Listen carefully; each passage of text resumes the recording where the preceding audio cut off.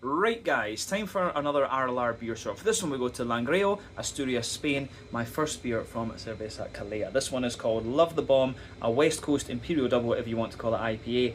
8% ABV, Columbus, Simcoe and Mosaic in this one. Have to say, quite an interesting beer, quite an old school West Coast IPA this one, a little bit of wheat in it as well. But yeah, when the beer poured it had about a half finger of a frothy, perfect white head, and it poured this lovely kind of pale golden straw, a little bit of natural haze to it of course, because of the presence of the wheat in there. The aroma on this one's quite oily and it gave a little bit of a more kind of sweet, slick kind of character to it, but we'll focus more on the flavour.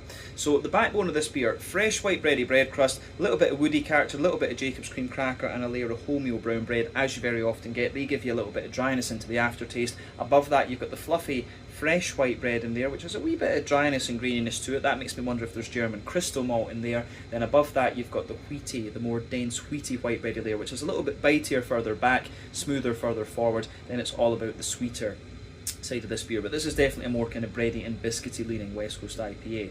So you've got a little bit of toasty caramel in there, McVitie's digestive biscuit, a little touch of honey, then those more concentrated caramelly and sort of concentrated McVitie's digestive biscuity syrupy notes covering up the booziness of this beer.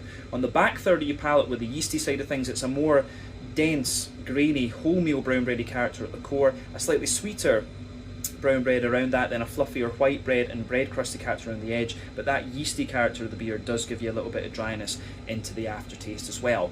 On the hoppy side of things, back corners of the palate, there's a little bit of earthiness in there, probably both from the Mosaic and the Columbus. As you come further forward it gets a little bit herbal, there's maybe a tiny wee bit of pine resin in there, not too much, but as you reach the front corners of your palate, very big floral aromatic spice. That is Columbus all the way. But round the front curve of your tongue it's a little bit lighter and grassy, slightly oily. Then if you go into the front third of your tongue and that nice oily bubble with the fruits, at the back there's a little bit of grapefruit from the Columbus. As you move further forward, softer passion fruit from the Simcoe, wee touch of apricot from the Simcoe as well. Then into the front half it's all about the tangerine orange of the Mosaic, and that flavour comes out in the beginning as well when you take the beer in, but maybe just a little touch of lime behind the very front tip of the tongue mixing in with the grassy esters.